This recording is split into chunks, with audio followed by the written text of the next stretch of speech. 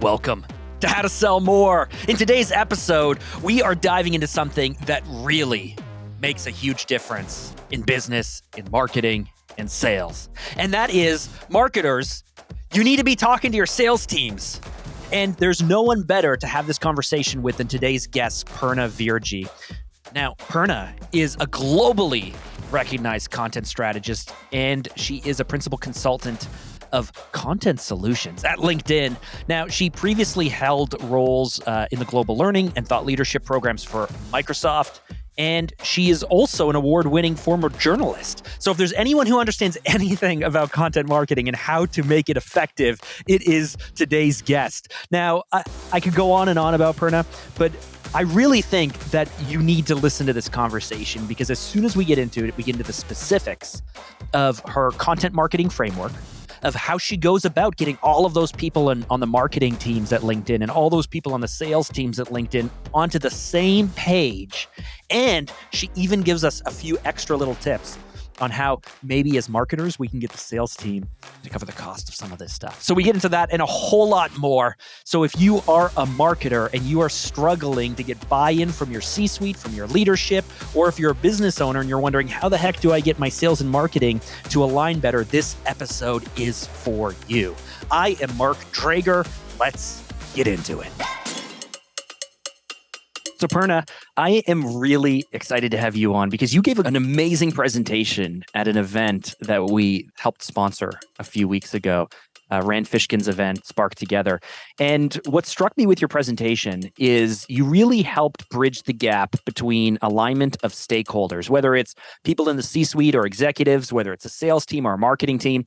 And in my career, I realized that actually something that is one of my superpowers is getting everyone on the same page and just forcing, like being brutally honest and forcing people to get on the same page.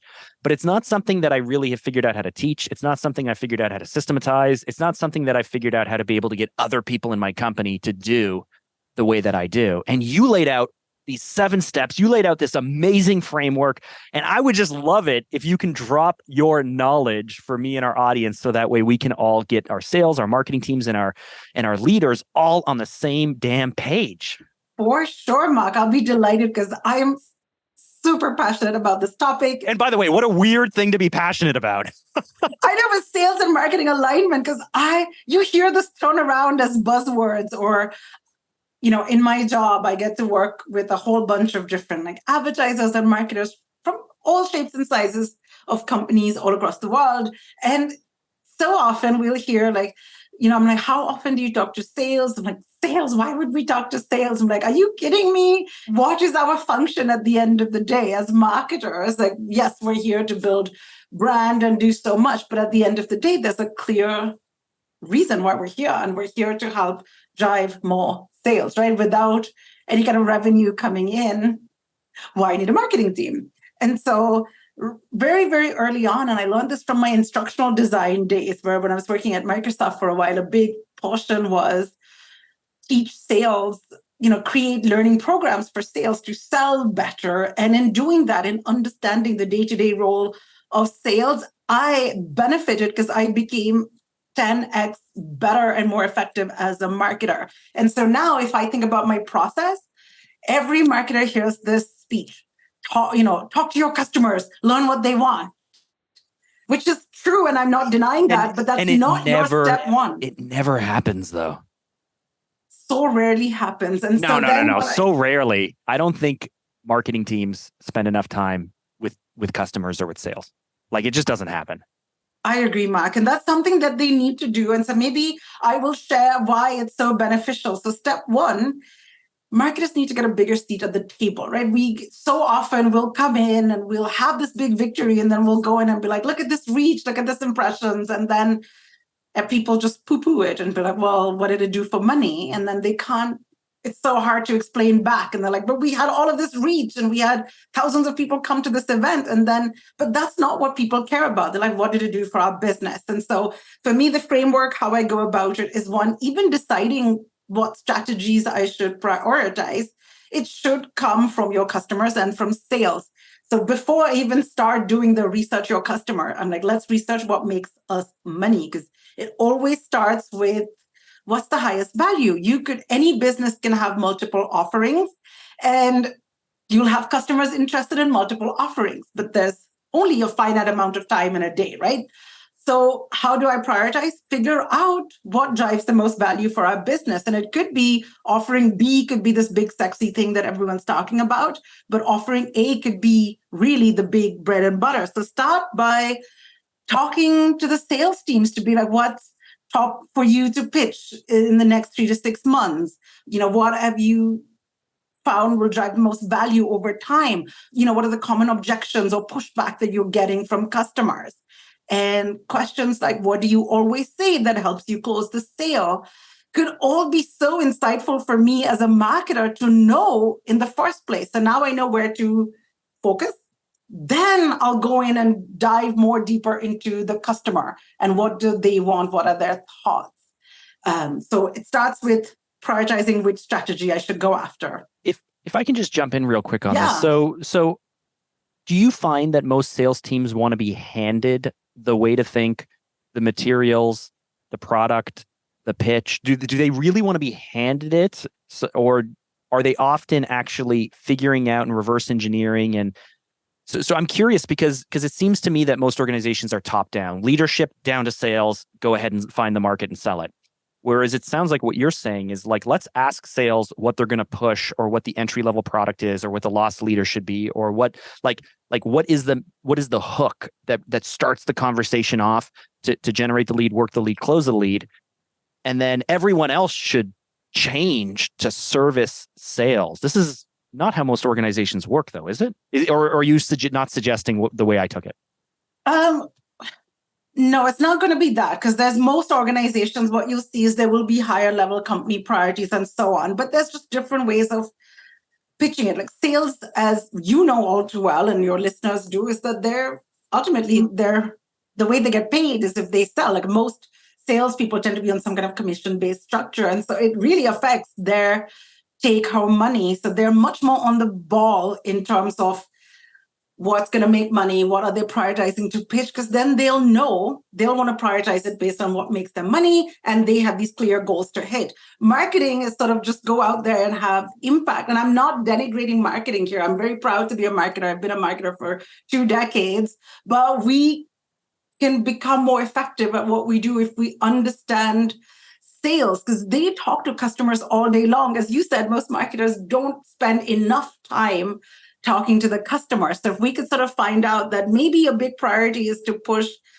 this AI solution, but customers still have a lot of education, and their level of awareness is so different that even what they're getting from marketing to pitch is just insufficient. Every organization that I've talked to, you'll see some salesperson trying to invent or rejigger some of the stuff that they've gotten from marketing. And like, why are we wasting organizations' time and having that double work? Should we not create something that will be more easily used? And marketing can win if more salespeople use it. So I always start by talking to the salespeople to tell me more about the customer and about their journey. That what do you find that people are pushing back to? Because so often, from my research, from what I've learned, I found that most objections from customers boil down to like 4 root causes, right? It's not all over the map. It's either they don't think you're a priority, they don't see the value, they don't have the right influence, and then they just perception of you might be different. So especially if I love how you skipped over budget. Well, that would fall under value, right? Because they don't think about that you have the right values. So maybe I might think that, yeah, you're really smart, you're super, my perception is good, but maybe I just don't have the budget. I don't think it's valuable enough to take my budget and put it towards you. So that's where it would come in. Of course, budget is a big one, but sometimes people, they have more money. They just don't see you as valuable enough to take that money and put it towards there, right? So that could also be the case. And sometimes people just don't have the budget in that case, if you know. The other thing on budget, which I always find interesting, is I have to remind my team often, hey, I know that we are passionate about this. Like I know that you, Purna, are passionate about sales and marketing. But most of the people that we're working with, we are like, 26th on the list of their quarterly priorities. Yeah. And even though we want to push to make this the best or the highest, the fastest, or get this locked in or move forward with it, it's just one of the many things our prospects or our customers have to worry about. And then if it requires their internal stakeholders, it's even lower on the priority list often. And so it's just recognizing that what's important to us may not be that important to everyone else, right? 100%. And those things as marketers, we can either learn it the hard way, which is by putting out a bunch of content and then learning, or we can learn it the easy way, which is by talking to sales, because they spend all day talking to customers. Go in and see, every time you try to pitch something, and let's say we have a priority that's been passed down for leadership to go in and pitch this. What are the objections that are coming up? What's the pushback? Like, how are you working around them? And if we know that, we could stack the odds in our favor. We could proactively address some of those objections in the content that maybe you're worried about X, Y, Z. And, there's Feel, Felt, Found is one of my favorite sales tools, which says I totally hear that you feel this way. In fact, many of our other prospects have felt that way too, but in reality, what the research has found, and then you can throw in a question like, can I set up some time to learn more? And so how do we put Feel, Felt, Found, which is essentially a sales tool, but can we put that in the content so proactively will help grease the wheels for sellers? They can have an easier job. And you'll only find that out by, I do a little what I call a needs analysis, which again comes from the world of instructional design, where I'll go in and can you walk us through that? Like what does this look like? So it's just simple conversations. It's a great way to build relationships and sponsorship for yourself and your work within a company. But I would try to hit up 3 levels of sales folks and maybe cross-functional partners. So I want to hit the individual contributors, aka the ICs, the ones who were really on the phone and doing all the work, the daily doers. Then I'd hit frontline managers to say, what are you seeing as thematically across your pods, your vertical? And then I'd go into senior sales leadership. What are you hearing from your vantage point? Next 5-year goals, etc., what you're hearing, and I'll see the common elements. Sometimes you'll see discrepancies even within sales, and then you can also, marketing can have this bigger seat in the table, because what I'll do is I'll go and I'll ask everyone a similar set of questions based on their role, and I'll get common elements. I'm like, okay, what I'm hearing from the ICs is that X, Y, and Z are super important. Sales managers also align, but then sales leadership is like, maybe they'll hear something slightly different, or ideally it'll be similar. And then I can go back and vet to the senior sales stakeholders, be like, this is what I'm hearing across the board. Do you agree? And based on some things that I've heard, these common themes, let's make something up. Okay, so let's say I've talked to all of these reps and account-based marketing, ABM is really, really big. And so I could add value by creating a little course or training program for better content for ABM. What do you feel? And then I'll get sales leader buy-in. And then if I get sales leaders buy-in, then they're pushing down on their teams to be like, are you not using what Purna has created? She's created it for us. And so now automatically I get more support for my programs that I built. B, I know that sales will want to use it because it's built for them with their needs in mind. It also comes out of sales budget as opposed to marketing's budget, right? Sometimes I have had sales throw in their budget. I'll tell you, I've literally had cases where I have had no budget for design or something. And sales is like, you know what? I really believe in what you're creating.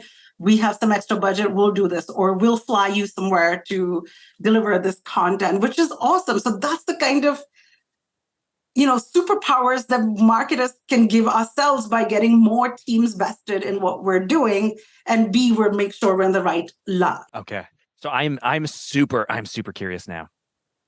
Share with us, because you've done this a lot. Share with us the secrets here. What's your favorite question when you're doing these interviews?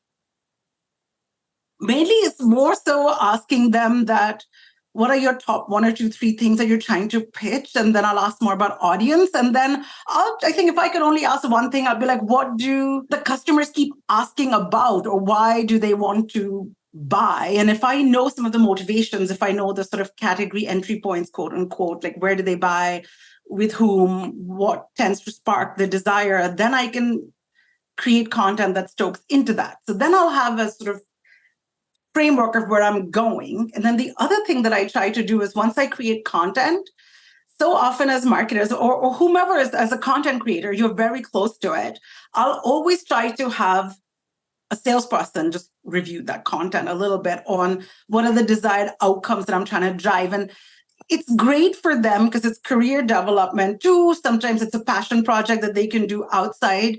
And their feedback is so invaluable. Like there's so many times where I've created something that I thought was absolutely perfect. And then sales has looked at it and said, you know what, Purna, you can rephrase it in this way, or here's a way that customers always ask about it. So can you dial up this point? Can you dial down this point? And if you listen and if you get the right feedback from the right people, like the content will just be 10x more successful than if I didn't get that point of view. I love how you're downplaying. Like, I think you've done this so much. You're like, it's nothing. I just ask some questions and we dig into stuff. But for those who don't do what you do every day or what I do every day, I know how mind-blowing this is because I do sit across from stakeholders and I ask them these types of questions and they go like, oh man, I've never thought of it before.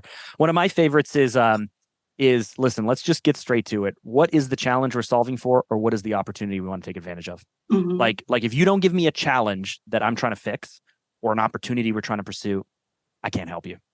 And I just kind of force it into that thinking because at the end of the day, isn't that what we're trying to do here? Like we're not going to put time, resources, and budgets if we're not fixing a problem or actively and aggressively pursuing an opportunity, right?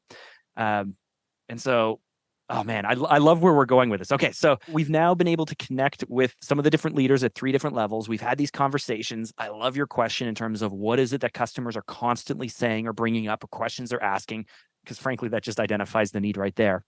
What do we do next? The next thing is you've got to try to figure out, based on the number one, what you're trying to solve is what's my desired outcome and how do I tie my marketing goals back to business goals? And that's always sometimes the case where marketers can struggle or where we may not get enough seat at the table, right? There's a lovely quote from Rory Sutherland that always cracks me up where he's like trying to go back to and I'm going to completely like bungle it up. But in the case is like, trying to go and explain to the CFO the value of some of these like random metrics is like going to the surgeon at St. Mary's Hospital and explaining to them the healing power of crystals, right? Because so often we're like, we hosted this event and we had all of these thousands of people come and they engaged and our NPS was super high. And then sales is like, great, where's the money? Like, what's happening? And so the whole thing is like, I try to make sure that everyone is on the same page about why I'm trying to create what. So I'll get very crisp on what are the business outcomes, what are the business goals that I'm trying to influence. Then what can I, as marketing, like what's the behavior change in the audience? So let me give you a super quick example. If I work for a car company and they're coming up with a brand new car, we'd know that car sales would be an ideal goal for the company, of course. Now, what can I, as a marketer, influence? Obviously, I'm not going to do like sell cars off the lot, right? I don't have that kind of power. But what I can do is try to get people excited to either come take a test drive or like configure something on the app. And so then if I finally go that the behavior change I'm trying to drive or influence ultimately is go take more test drives or do something on the app, I can help guide that. I can create content that will get really excited, or I can create marketing campaigns, which will ultimately help drive that behavior change. So now I know where I'm going. And when I'm explaining to sales, like X, Y, and Z is what I'm going to do. These are the different sort of angles I'm going to cover. And my ultimate goal for all of these is to drive people to the showroom. And so then they'll be like super supportive, like, great, we know why you're doing it. How can I help? Or they'll be like, here's a case study that we could use. So then my next step is to create a brief before I create any content. And I do this myself. I do this with my teammates as well, is that we're not creating anything because creating content or marketing campaigns takes so much time, energy, effort. I want to make sure we're going off on the right foot. So I'll come up with a brief. So I have a brief template, which includes number one, right up top, what's the go do next? What's my targeted outcome? Or like, what's the raison d'etre essentially of the content? How will we see that play out in terms of the immediate next steps my audience will do? And maybe the next step first is download the app, and then the downloading the app for the car company, and then like configure or something, right? I'll have to identify. And then once I know what my next steps are, I'll know how I can measure success. So maybe app downloads could be a metric now. That way it's all tied back to what I'm trying to influence. And then I'll write down from my listening tours, like based on my topic, what are those common questions that come up from customers? Like what are the objections? What are incentives? And then I'll try to understand like what formats and platforms do they visit. So I'm setting the odds up for success right before I start creating. Too often marketers fall into this trap of, let me create a bunch of stuff, put it out there and see what resonates. And I'm not saying that that's wrong. It's just not as efficient as it could be if you stack the odds in your favor. I think the the test and market approach, the test and spend approach, we're going to create a lot of messages, a lot of assets, a lot of creative. We're going to put it out into the market, and in real time, we're going to put spend behind it and see what sticks and almost get information back. I mean, from a direct response or an advertising point of view, that is the gold standard, but you are spending money to learn everything in real time. And you need a very systematic approach. You need to have all the attribution models locked down, and you have to have the data to come back.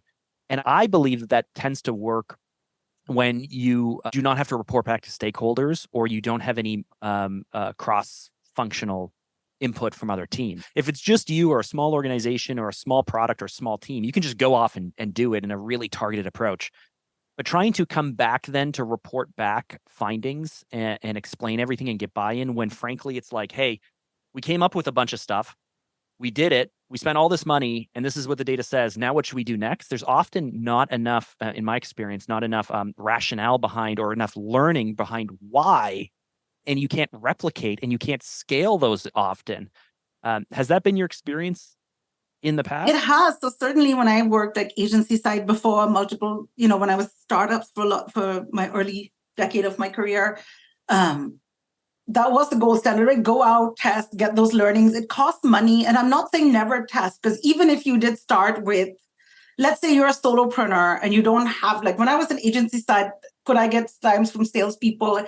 I don't think I was ever confident enough to make that ask either. So I get that. But I would go in and read reviews. And sometimes you can find your customer, the voice of your customer so often. And I've applied it. YouTube comments. I don't know why people don't go to videos where your targets are or based on the topic and just read the YouTube comments. I agree. YouTube comments, Reddit posts, like forums, like there's all of these. Even there's niche industry forums. If you are in a certain niche industry, go and read it. And that so much will help you more. Because I remember I had a customer who had a hotel in like a fancy resort in the Caribbean. And they have this like 1 mile like private beach, and it was gorgeous and so picturesque and perfect. And that's what they thought, that's our USP. Like we have this private beach, it's so massive, it's blah, blah, blah. And they were pushing that everywhere. But I'm like, well, it's not that unique, is it? Like the Caribbean is just by default beautiful beaches and sand and gorgeousness. So I read their reviews and I kept seeing that a lot of people were flagging that they had amazing restaurants. They had, 5 or 6, and it was all inclusive, but they had 5 or 6 different restaurants, different cuisines. And a lot of the people were saying that this was like the best all-inclusive experience because they had so much variety. Even for like a week-long stay, they never felt bored of the food choice even once. And so I'm like, why don't we highlight that? And so we changed some of their content and we did a test campaign, because like you're still going to have to test it out anyway and see if the direction is helpful. And they saw actually a big lift, not a big lift, but like quite a decent size lift in conversions from going out, and just it set them apart a little bit more, right? Because we could say that we have this additional option plus everything you dream about. That is such a, oh my goodness, what a great example. I mean, because a beach is a beach is a beach. You're right. I mean, a private beach is better than a public beach. And white sand, I guess, is better than regular sand. But they're thinking like infrastructure-based people, right? Like we've spent this money, we've built this thing, we've looked around, and we're like, we have 5,200 feet of private beach. And it's just like, it's cool. I got it. You got a nice beach.